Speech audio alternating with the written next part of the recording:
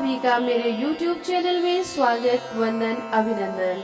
आज आपके समक्ष बृहस्पतिवार व्रत की कथा लेके आई हूँ। तो बोलो विष्णु भगवान की जय, बृहस्पति देव भगवान की जय। बृहस्पतिवार के व्रत की विधि। बृहस्पतिवार के दिन जो कोई व्रत करे उनको चाहिए कि वह दिन में एक ही समय भोजन करे, क्योंकि बृहस्पतिश्वर भगवान का इस दिन पूजन होता है। भोजन पीले चने दाल आदि का करें, परंतु नमक नहीं खावे और पीले वस्त्र पहने, पीले ही फलों का प्रयोग करें, पीले चंदन से पूजन करें। पूजन के बाद प्रेम पूर्वक गुरु महाराज की कथा सुननी चाहिए। इस व्रत को करने से मन की इच्छाएं पूरी होती हैं और बृहस्पति भगवान प्रसन्न होते हैं। धन, पुत्र, विद्या तथा मनोवांछित फलों की प्राप्ति होती है। परिवार में सुख तथा शांति रहती है। इसीलिए यह व्रत सर्वश्रेष्ठ और अति फलदायक सब स्त्री व पुरुषों के लिए है। इस व्रत में केले का पूजन करना चाहिए। कथा और पूजन के समय तन मन कर्म वचन से शुद्ध होकर जो इच्छा हो बृहस्पति देव भगवान से प्रार्थना करनी चाहिए। उनकी इच्छाओं को बृहस्पति देव भगवान अवश्य पूर्ण करते हैं, ऐसा मन में दृढ़ विश्वास रखना चाहिए। अथ बृहस्पतिवार व्रत कथा। एक समय की बात है कि भारतवर्ष में एक राजा राज्य करता था। वह बड़ा ही प्रतापी और दानी था। वह नित्य प्रति मंदिर में दर्शन करने जाता। वह ब्राह्मण और गुरु की सेवा किया करता था और उसके दरवाजे से कोई भी निराश होकर नहीं लौटता, तथा वह प्रत्येक गुरुवार को व्रत रखता एवं पूजन करता था। हर एक दिन गरीबों की सहायता करता था, परंतु यह सब बातें उसकी रानी को अच्छी नहीं लगती थी। वह ना व्रत करती और ना किसी को एक पैसा तक दान में देती थी, तथा राजा को भी ऐसा करने को मना किया करती थी। एक समय की बात है कि राजा तो शिकार खेलने वन को गए हुए थे। घर में रानी और दासी थी। उस समय गुरु बृहस्पति देव भगवान एक साधु का रूप धारण करके राजा के दरवाजे पर भिक्षा मांगने आए और रानी से भिक्षा मांगी तो वह कहने लगी, हे साधु महाराज, मैं इस दान पुण्य से तंग आ गई हूँ। मेरे से तो घर का कार्य ही समाप्त नहीं होता। इस कार्य के लिए तो मेरे पति देव ही बहुत हैं। अब आप इस प्रकार की कृपा करें कि सब धन नष्ट हो जाए तथा मैं आराम से रह सकूं। साधु बोले, हे देवी, तुम तो बड़ी विचित्र हो। संतान और धन से कोई दुखी नहीं होता, इसको सभी चाहते हैं। पापी भी पुत्र और धन की इच्छा करता है। अगर आपके पास अधिक धन है तो भूखे मनुष्यों को भोजन कराओ, प्याऊ लगवाओ, ब्राह्मणों को दान दो, धर्मशाला बनवाओ, कुआं, तालाब, बावड़ी, बाग बगीचे आदि का निर्माण कराओ, तथा निर्धन मनुष्यों की कुमारी कन्याओं का विवाह कराओ और अनेकों यज्ञ आदि धर्म करो। इस प्रकार के कर्म करने से आपके कुल का यश फैलेगा और आपका नाम परलोक में भी सार्थक होगा एवं स्वर्ग की प्राप्ति होगी। मगर वह रानी इन बातों से खुश न हुई। वह बोली, हे साधु महाराज, मुझे ऐसे धन की आवश्यकता नहीं है जिसको रखने उठाने में मेरा सारा समय बर्बाद हो जाए।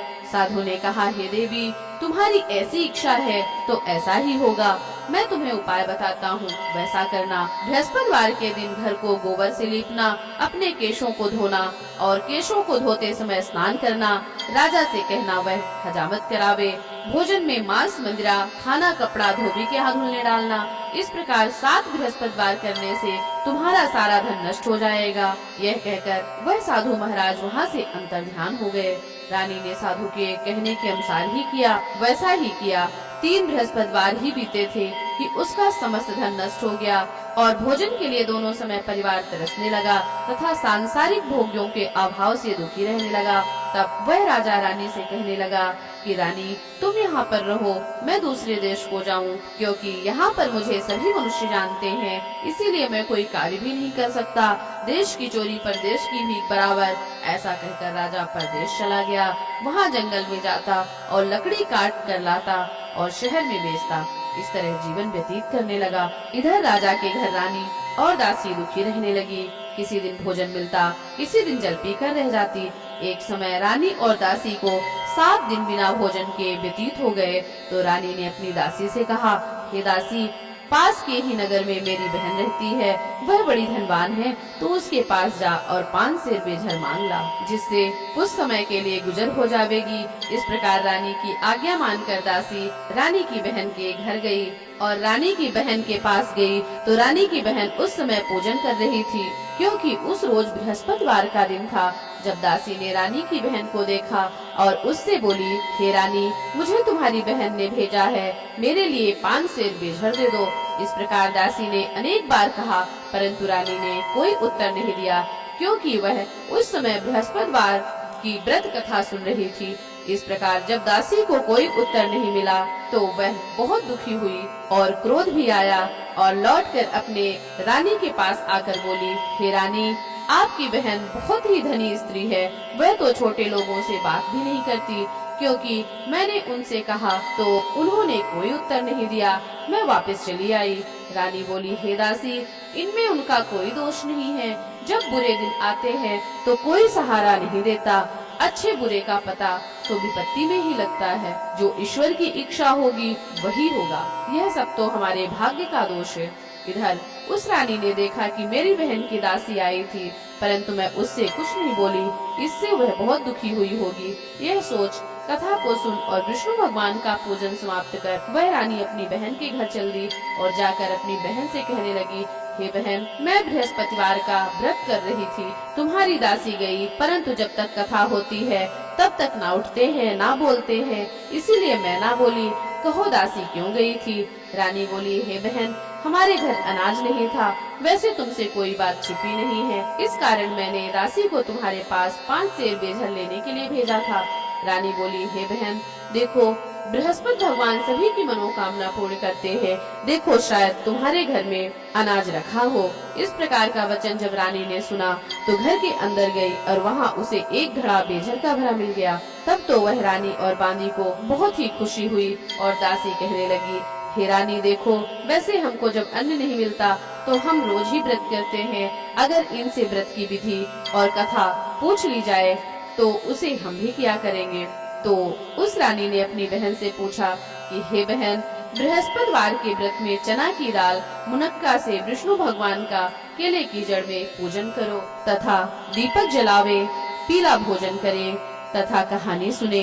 इस प्रकार करने से गुरु भगवान प्रसन्न होते हैं और अन्य पुत्र धन देते हैं, सभी मनोकामना पूर्ण करते हैं। इस प्रकार रानी और दासी दोनों ने निश्चय किया कि बृहस्पति भगवान का पूजन जरूर करेंगे। 7 रोज बाद जब बृहस्पतिवार का दिन आया तो उन्होंने व्रत रखा और घुड़साल में जाकर चना गुड़ बीन लाई तथा चने की दाल से केले की जड़ में विष्णु भगवान का पूजन किया।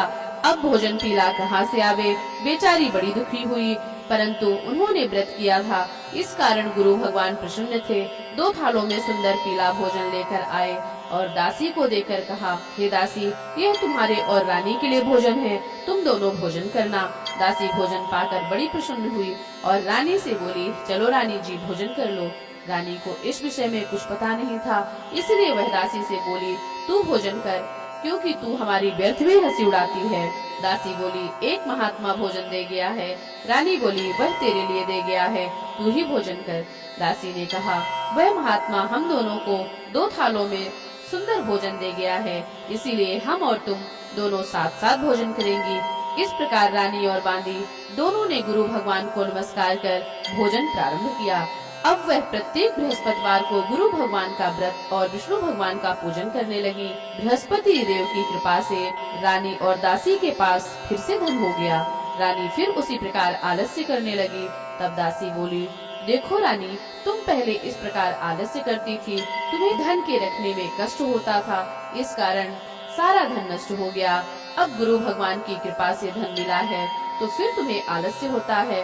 बड़ी मुसीबतों के बाद हमने यह धन पाया है, इसीलिए हमें दान पुण्य करना चाहिए तथा भूखे मनुष्यों को भोजन कराओ, प्याऊ बनवाओ, ब्राह्मणों को दान दो, कुआं, तालाब, बावड़ी, बाग बगीचे आदि का निर्माण कराओ, कुंवारी कन्याओं का विवाह कराओ, धन को शुभ कर्मों में खर्च करो, जिससे तुम्हारे कुल का यश बढ़े तथा स्वर्ग को प्राप्त हो।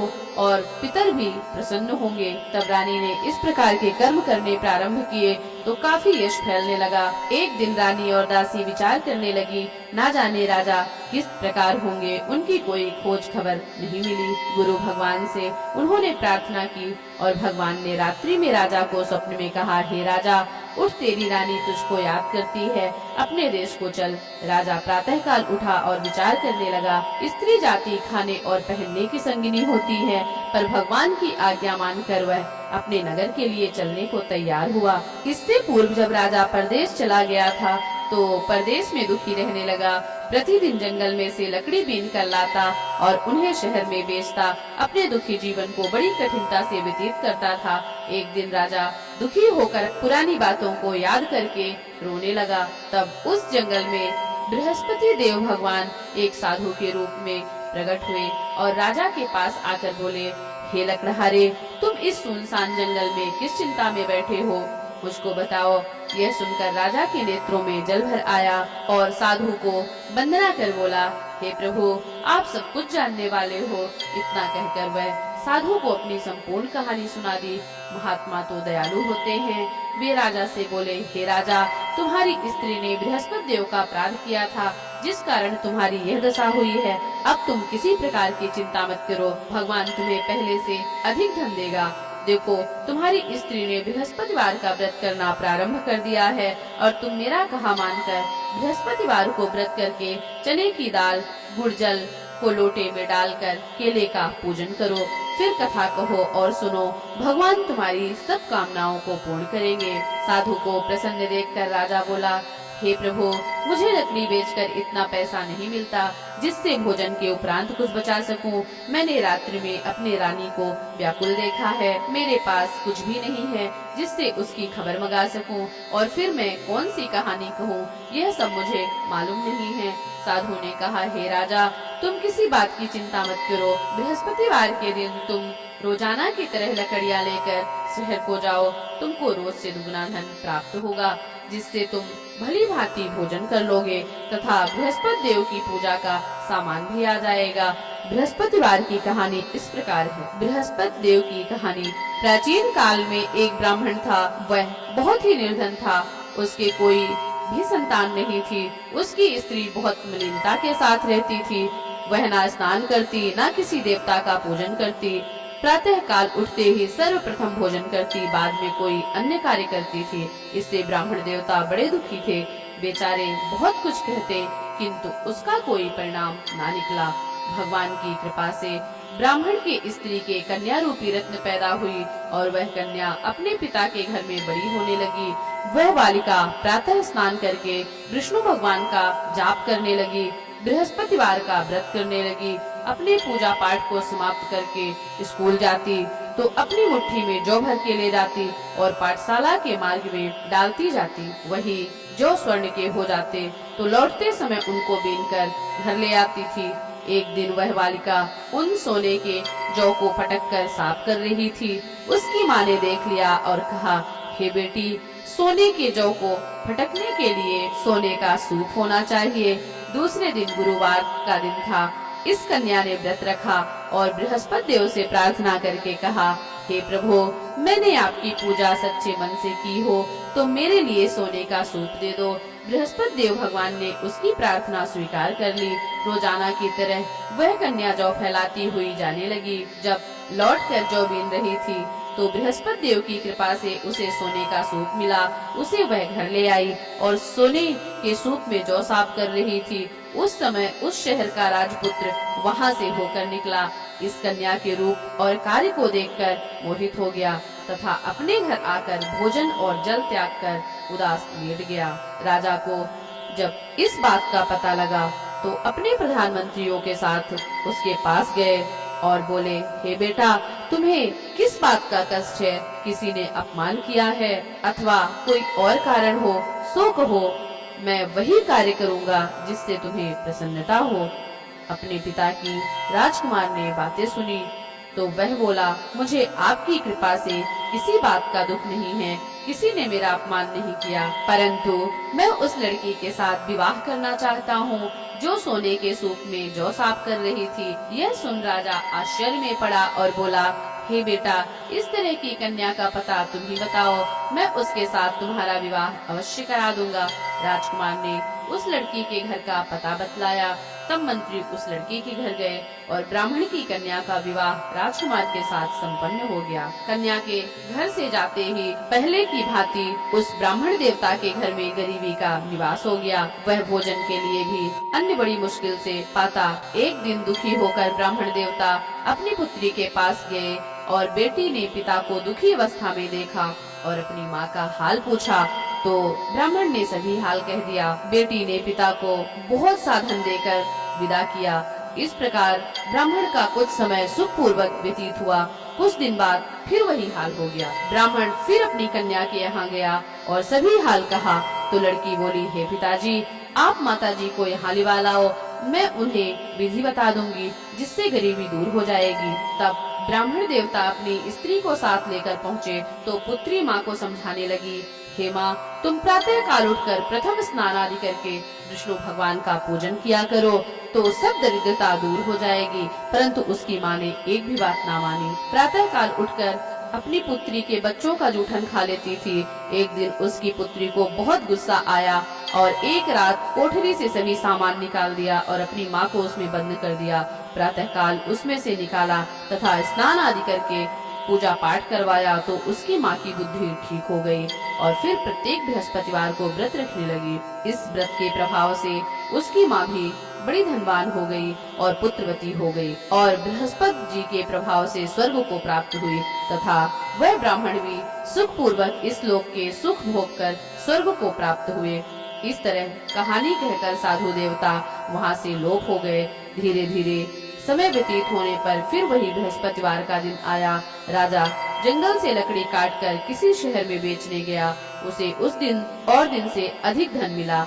राजा ने चना गुड़ आदि लाकर बृहस्पतिवार का व्रत किया। उस दिन से उसके सभी क्लेश दूर हुए। परंतु दोबारा गुरुवार का दिन आया तो बृहस्पतिवार का व्रत करना भूल गया। इस कारण बृहस्पति भगवान नाराज हो गए। उस दिन उस नगर के राजा ने विशाल यज्ञ का आयोजन किया था तथा शहर में यह घोषणा करा दी कि कोई भी मनुष्य अपने घर में भोजन ना बनावे तथा आग भी ना जलावे। समस्त लोग मेरे यहाँ भोजन करने आवे। इस आज्ञा को जो नहीं मानेगा उसे दंड दिया जाएगा। इस तरह की घोषणा संपूर्ण नगर में करवा दी गई। राजा की आज्ञा अनुसार शहर के सभी लोग भोजन करने गए, लेकिन लकड़हारा कुछ देर से पहुंचा, इसलिए राजा उसको अपने साथ घर लिवा ले गए और ले जाकर भोजन करा रहे थे तो रानी की दृष्टि उसी खूंटी पर पड़ी जिस पर उसका हार लटका हुआ था। वहाँ हार दिखाई ना दिया। रानी ने निश्चय किया कि मेरा हार इस मनुष्य ने चुरा लिया है। उसी समय पुलिस को बुलवाकर उसको जेल खाने में डलवा दिया। जब राजा जेल खाने में गया तो बड़ा दुखी हुआ और विचार करने लगा कि ना जाने कौन से पूर्व जन्म में कर्म किए थे, मेरे लिए यह दुख प्राप्त हुआ है। और उसी साधु को याद करने लगा जो कि जंगल में मिला था। उसी समय तत्काल बृहस्पति देव भगवान साधु के रूप में प्रकट हो गए और उसकी दशा को देखकर कहने लगे, अरे मूर्ख, तूने बृहस्पति देवता की कथा नहीं कही, इसी कारण तुझे दुख प्राप्त हुआ है। अब चिंता मत कर, बृहस्पतिवार के दिन जेल खाने के दरवाजे पर 4 पैसे पड़े मिलेंगे, उससे तू बृहस्पति देव की पूजा करना, तेरे सभी कष्ट दूर हो जाएंगे। बृहस्पतिवार के रोज उसे 4 पैसे पड़े मिले। राजा ने कथा कही। उसी रात्रि को बृहस्पति देव ने उस नगर के राजा को स्वप्न में कहा, हे राजा, तुमने जिस आदमी को जेल खाने में बंद किया है वह निर्दोष है, वह राजा है, उसे छोड़ देना। रानी का हार उसी खूंटी पर लटका हुआ है, अगर तू ऐसा नहीं करेगा तो मैं तेरे राज्य को नष्ट कर दूंगा। इस तरह के रात्रि के स्वप्न को देखकर राजा प्रातः काल उठा और खूंटी पर हार टंगा देखकर लकड़हारे को बुलाकर क्षमा मांगी तथा राजा के योग्य सुंदर वस्त्र आभूषण देकर विदा किया। गुरुदेव की आज्ञानुसार राजा अपने नगर को चल दिया और राजा जब नगर के निकट पहुंचा तो उसे बड़ा ही आश्चर्य हुआ। नगर में पहले से अधिक बाग, तालाब, कुएं तथा बहुत सी धर्मशाला, मंदिर आदि बन गए थे। राजा ने पूछा कि यह किसका बाग और धर्मशाला है। तब नगर के सब लोग कहने लगे, यह सब रानी और बांदी के है। तो राजा को आश्चर्य हुआ और गुस्सा भी आया। जब रानी ने यह खबर सुनी कि राजा आ रहे हैं तो उसने बांदी से कहा कि हे दासी, देख राजा हमको कितनी बुरी हालत में छोड़ कर गए थे, वह हमारी ऐसी हालत देखकर लौट ना जाएं, इसीलिए तू दरवाजे पर खड़ी हो जा। दासी आज्ञा अनुसार दरवाजे पर खड़ी हो गई और राजा आए तो उन्हें अपने साथ लिवा ले आई। तब राजा ने क्रोध करके अपनी तलवार निकाल और अपने रानी से पूछने लगे कि बताओ यह धन तुम्हें कैसे प्राप्त हुआ है। तब उसने कहा, हमें यह सब धन बृहस्पति देव के व्रत के प्रभाव से प्राप्त हुआ है। राजा ने निश्चय किया कि 7 रोज बाद तो सभी बृहस्पति देव का पूजन करते हैं, परंतु मैं रोजाना दिन में 3 बार कहानी कहा करूँगा तथा रोज व्रत किया करूँगा। अब हर समय राजा के दुपट्टे में चने की दाल बंधी रहती थी तथा दिन में 3 बार कहानी कहता। एक रोज राजा ने विचार किया कि चलो अपनी बहन के यहाँ हो आवे। इस तरह निश्चय कर राजा घोड़े पर सवार हो अपनी बहन के यहाँ चलने लगा। मार्ग में उसने देखा कुछ आदमी एक मुर्दे को लिए जा रहे हैं। उन्हें रोककर कहा, अरे भैया, मेरी बृहस्पति देव की कहानी सुन लो। वे बोले, लो हमारा तो आदमी मर गया है, इसको तो अपनी कथा की पड़ी है। परंतु कुछ आदमी बोले, अच्छा कहो, हम तुम्हारी कथा भी सुनेंगे। राजा ने दाल निकाली और कथा कही। जब कथा आधी हुई कि मुर्दा हिलने लगा और जब कथा समाप्त हो गई तो राम राम करके मनुष्य खड़ा हो गया। आगे मार्ग में उसे एक किसान खेत में हल चलाता मिला। राजा ने उसे देखा और उससे बोला, अरे भैया, तुम मेरी बृहस्पतिवार की कथा सुन लो। किसान बोला, जब तक मैं तेरी कथा सुनूंगा तब तक 4 हरैया जोत लूंगा, जा अपनी कथा किसी और को सुनाना। इस तरह राजा आगे चलने लगा और राजा के हटते ही बैल पछाड़ खाकर गिर गए तथा उसके पेट में बड़ी जोर से दर्द होने लगा। उस समय उसकी माँ रोटी लेकर आई। उसने जब यह सब हाल देखा तो अपने पुत्र से पूछा और बेटे ने सभी हाल कह दिया। तो बुढ़िया दौड़ी दौड़ी उस घुड़सवार के पास गई और उससे बोली, मैं तेरी कथा सुनूंगी, तू अपनी कथा मेरे खेत पर चलकर कहना। राजा ने बुढ़िया के खेत पर जाकर कथा कही, जिसके सुनते ही वह बैल खड़े हुए तथा किसान के पेट का दर्द बंद हो गया। राजा अपनी बहन के घर पहुंचा। बहन ने भाई की खूब मेहमानी की। दूसरे रोज प्रातःकाल राजा जगा तो वह देखने लगा कि सब लोग भोजन कर रहे हैं। राजा ने अपनी बहन से कहा कि ऐसा कोई मनुष्य है जिसने भोजन ना किया हो, मेरी बृहस्पति देव की कहानी सुन ले। बहन बोली, हे भैया, यह देश ऐसा ही है, पहले यहाँ लोग भोजन करते हैं, बाद में अन्य काम करते हैं। अगर कोई पड़ोस में हो तो देख आती हूँ। ऐसा कहकर वह देखने चली गई, परंतु उसे कोई ऐसा व्यक्ति नहीं मिला जिसने भोजन ना किया हो। अतः वह एक कुम्हार के घर गई जिसका लड़का बीमार था। उसे मालूम हुआ कि उसके यहाँ 3 दिन से किसी ने भोजन नहीं किया। रानी ने अपने भाई की कथा सुनने के लिए कुम्हार से कहा। कुम्हार तैयार हो गया। राजा ने जाकर बृहस्पतिवार की कथा कही, जिसको सुनकर उसका लड़का ठीक हो गया। अब तो राजा की प्रशंसा होने लगी। एक दिन राजा ने अपनी बहन से कहा, हे बहन, हम अपने घर को जावेंगे, तुम भी तैयार हो जाओ। राजा की बहन ने अपनी सास से कहा। सास बोली, हाँ चली जा, परंतु लड़कों को मत ले जाना, क्योंकि तेरे भाई की कोई औलाद नहीं है। बहन ने अपने भैया से कहा, हे भैया, मैं तो चलूंगी, पर कोई बालक नहीं जाएगा। राजा बोला, जब कोई बालक नहीं चलेगा तब तुम चलकर क्या करोगी। बड़ी दुखी मन से राजा अपने नगर को लौट आया। राजा ने अपनी रानी से कहा, हम निर्वंशी राजा हैं, हमारा मुँह देखने का धर्म नहीं है और कुछ भोजन आदि नहीं किया। रानी ने कहा, हे प्रभु, हमें बृहस्पति देव ने सब कुछ दिया है, हमें औलाद अवश्य देंगे। उसी रात्रि को बृहस्पति देव ने राजा को स्वप्न में कहा, हे राजा, उठ, सभी सोच त्याग दे, तेरी रानी गर्भ से है। राजा को यह बात सुनकर बड़ी खुशी हुई। 9वें महीने से उसके गर्भ से एक सुंदर पुत्र पैदा हुआ। तब राजा बोला, हे रानी, स्त्री बिना भोजन के रह सकती है, किंतु बिना बात कहे नहीं रह सकती। जब मेरी बहन आवे तुम उससे कुछ कहना मत। रानी ने सुनकर हाँ कर दिया। जब राजा की बहन ने यह शुभ समाचार सुना तो वह बहुत खुश हुई तथा बधाई लेकर अपने भाई के यहाँ आई। तब रानी ने कहा, घोड़ा चढ़कर तो आई, गधा चढ़ी नहीं आई। राजा की बहन बोली, भाभी, मैं इस प्रकार न कहती तो तुम्हें औलाद कैसे मिलती। बृहस्पति देव ऐसे ही हैं, जैसे जिनके मन में कामनाएं हैं सभी को पूर्ण करते हैं। जो सद्भावना पूर्वक बृहस्पति देव का व्रत करता है एवं कथा पढ़ता है, सुनता है, दूसरों को सुनाता है, बृहस्पति देव भगवान उसकी सभी मनोकामना पूर्ण करते हैं। भगवान बृहस्पति देव उसकी सदैव रक्षा करते हैं। संसार में सद्भावना से भगवान का व्रत व पूजन सच्चे हृदय से जो करते हैं तो उनकी सभी मनोकामनाएं भगवान पूर्ण करते हैं। जैसी सच्ची भावना से रानी और राजा ने उनकी कथा का गुणगान किया, तो उनकी सभी इच्छाएं बृहस्पति देव भगवान ने पूर्ण की थी। इसीलिए सबको कथा सुनने के बाद प्रसाद लेकर जाना चाहिए। हृदय में मनन करते हुए जय जयकार बोलना चाहिए। इति श्री बृहस्पतिवार व्रत कथा संपूर्णम। विष्णु भगवान की जय, बृहस्पति देव भगवान की जय।